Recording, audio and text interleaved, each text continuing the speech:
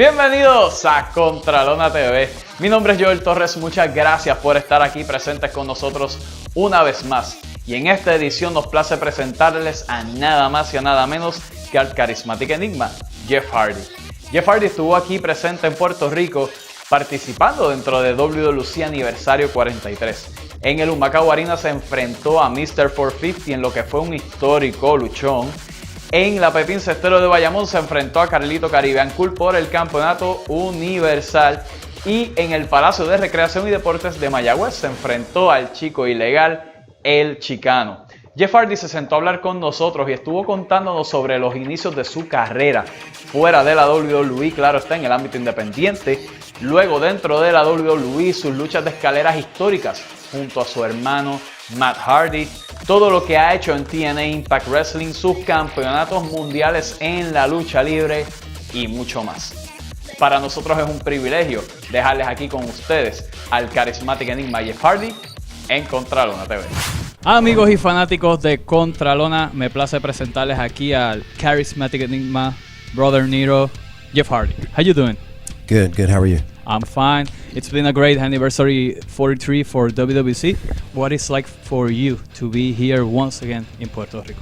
It's great, and it was one of those days when the hotel didn't have a room ready, so I didn't get a towel, and then I come here to Macau and I have a great match, and I'm so sweaty, so now here I am doing this sweaty interview, but it's so worth it because the fans, the creatures here are better than they've ever been, and the support just amazes me, and I can't thank them enough. It's very hot here in Puerto Rico. Yes, it is very hot, especially in this locker room. Yes. I know. Jeff, people in Puerto Rico has been talking a lot about you coming back to Puerto Rico, and people want to know a little bit more about yourself. What was that moment that you found out that you wanted to be a pro wrestler?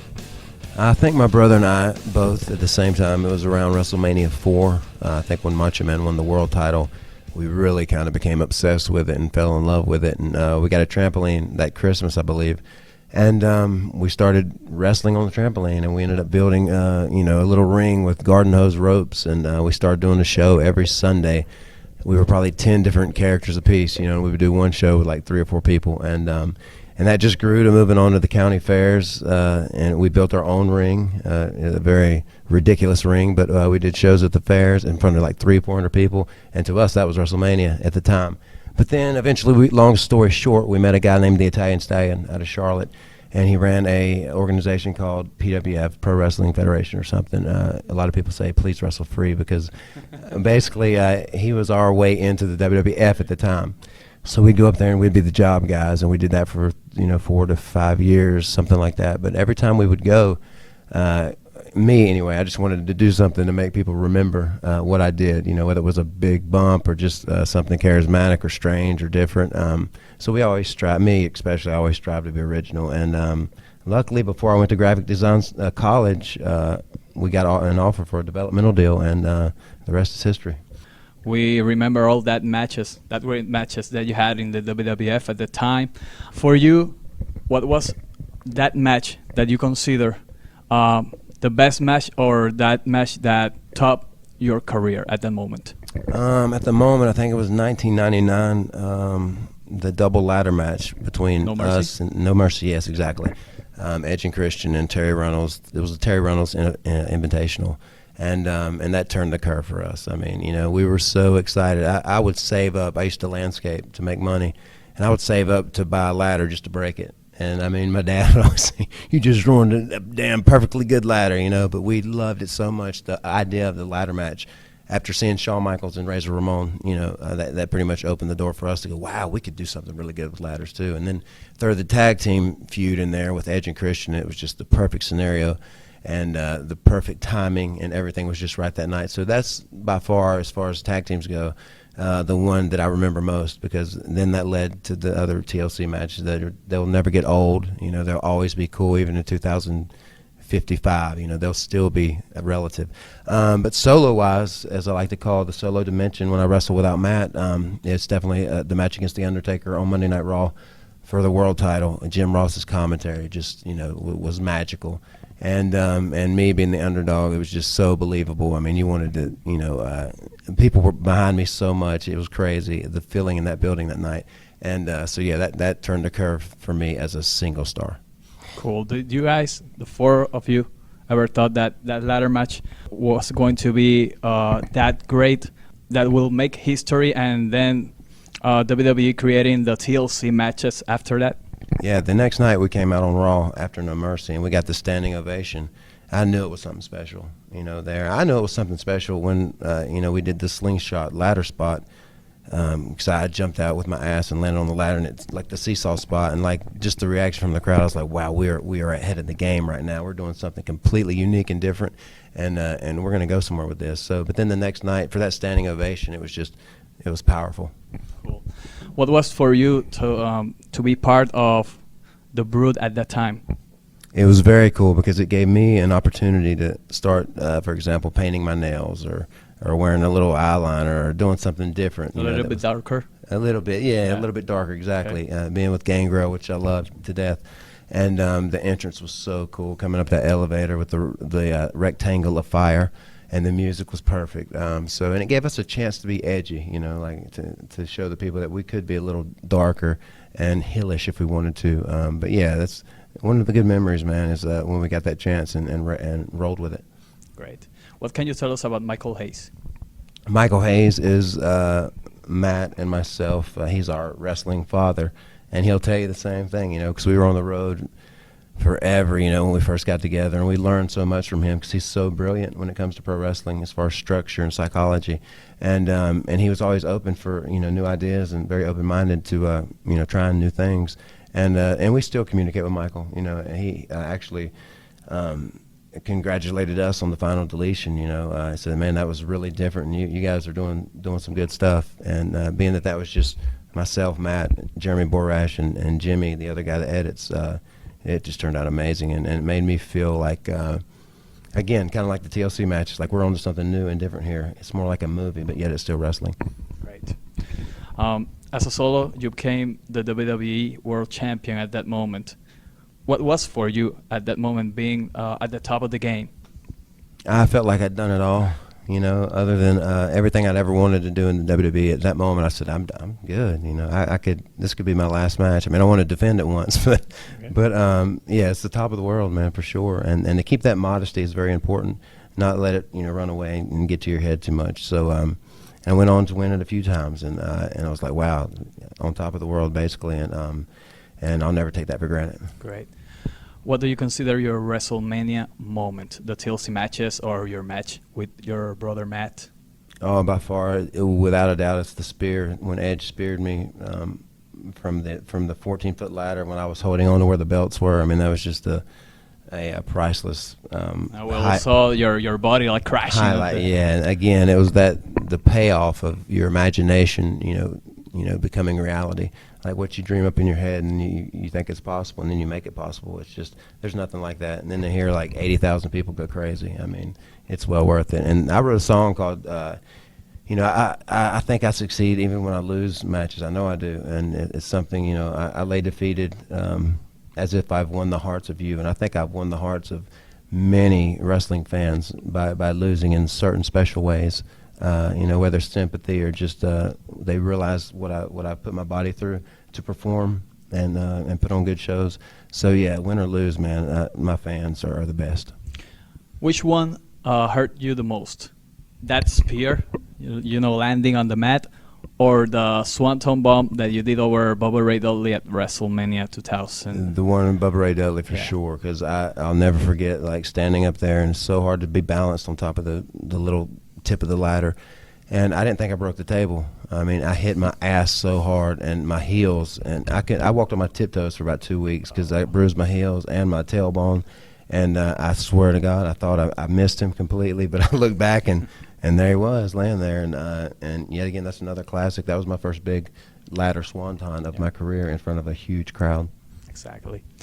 Is your health okay after all those crazy matches you guys had at the time? Yeah, I'm blessed, man, and I'm very lucky. Whatever's going on in my spiritual life, somebody's been looking out for me for sure, because I can't explain it other than luck. I mean, people say, how do you do it? And I'd say, I don't know. I wish I did. If I knew the secret, I'd give it to you.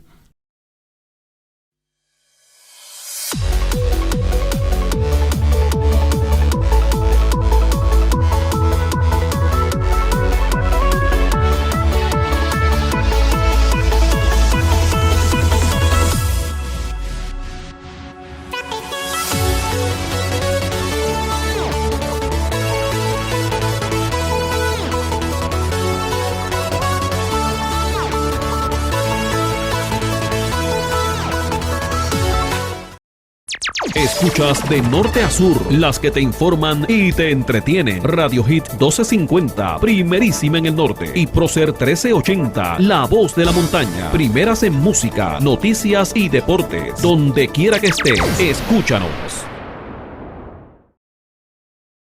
Now in TNA. You're now in TNA. You've been there a few years. Everyone is talking about this Deletion thing with your brother Matt. How cinematic TNA has been filming it. What can you tell us about that?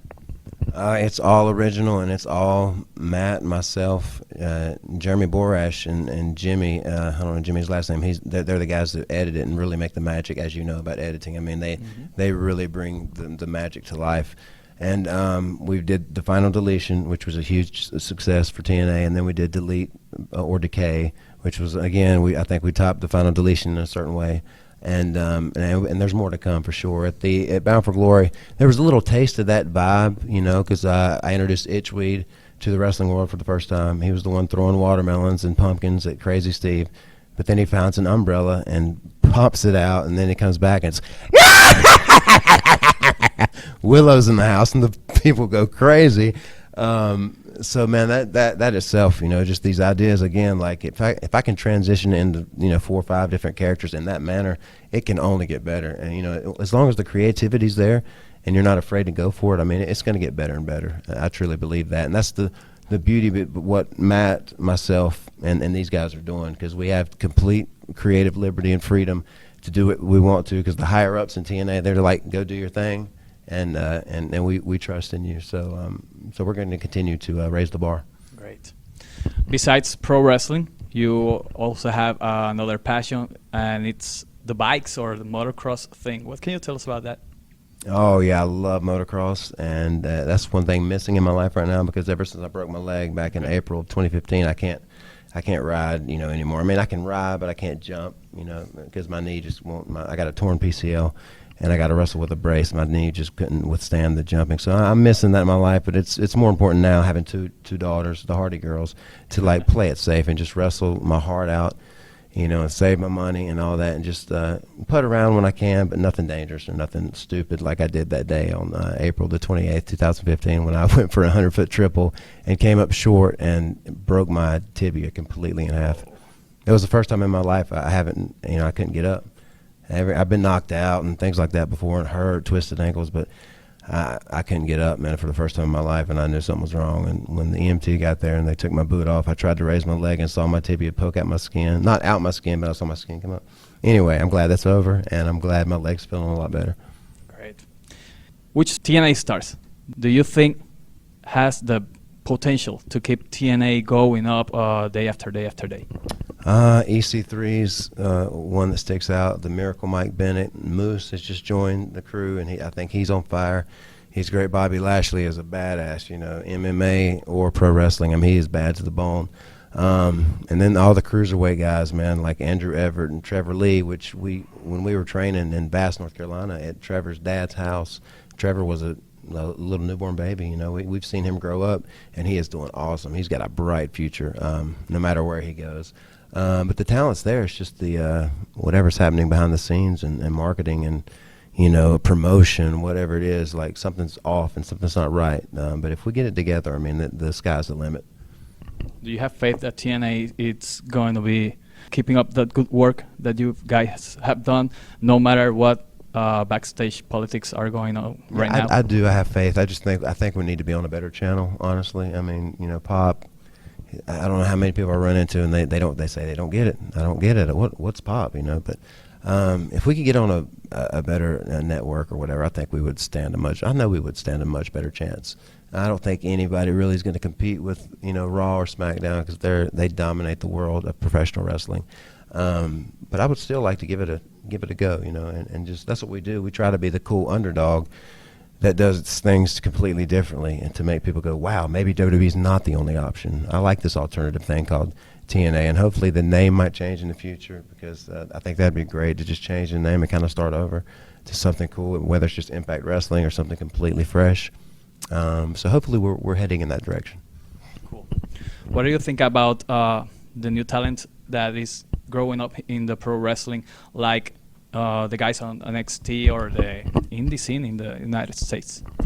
You know what? It blows my mind. I don't watch the network hardly at all. Like, I'll watch a pay-per-view every now and then. Like, I didn't know, TJ was the Cruiserweight champion because he was in TNA for the longest time. So I just watched the pay-per-view, and Brian Kendrick's a good friend, just to watch their match. But I haven't seen much NXT, but I've heard great things, about this young talent. And to see Kevin Owens go from, Ring of Honor to, like, I guess NXT for, like, maybe an hour or something. Next thing you know, he's beating John Cena on Raw. I mean, and he's like one of the most popular guys there now, from what I understand. And knowing that Joe's there and Aries, guys I worked with in TNA, I mean, it's all good, man. I wish them nothing but the best, for sure. I've been there, done that, and I'm sure if I went back, it wouldn't be the same. I'm sure things have changed, but only in the future will tell, for sure. Great. Do you regret anything that you've done in pro wrestling? In pro wrestling, no, I don't. I try not to regret anything. And I keep my faith as far as my style and like my confidence in what I can and can't do, because I am getting older, and basically the body hurts. I've wrestled like the last 2 weeks almost every day, straight in a row, and I'm feeling it. But yeah, I have no regrets, man, because looking back on the dark days and the bad stuff I've been through, I'm very lucky. It's a lot better to be arrested than die, basically to learn what you were doing wrong. And so I'm just very thankful I'm still kicking it, and I'm be able to come to places like Puerto Rico and wrestle for the fans and still be loved and still love. So, yeah, I'm just thankful for all of it, man. No regrets. Regrets will eat you alive if you hold on to them. Great. What's next for Jeff Hardy on the pro wrestling business? On the pro wrestling business, just sticking it out with TNA and continue to evolve with these new ideas, like at the Hardy compound. And first of all, I didn't mention this, but what Broken Matt Hardy, is doing, it's the best stuff he's ever done. I think it's so hard to have to be by his side. The way he is and the way he talks, it's just so entertaining and fun. I mean, what can you say to top what he does? But I'm so glad to be a part of it. And we're just going to continue to evolve. And I think my personalities are going to come out more and more. The Willow, the Itchweed, Brother Nero, Jeff Hardy. There's 4 different ones right there. And there's a few more. So moving forward, I think that's what, it's not going to be 3 faces of Foley. It'll be more like 5 faces of Jeff Hardy's healed stupidity or something.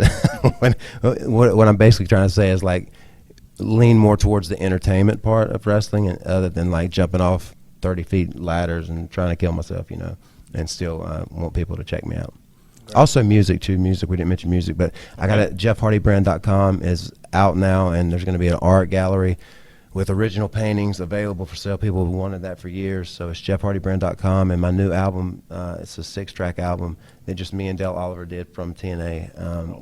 I think Kindred Creatures is the name of our little project, and at the end of this month I start recording my second band album. So we're very busy in the music business, so I'm just trying to get better and better with that, and ultimately I hope to wrestle less and sing more.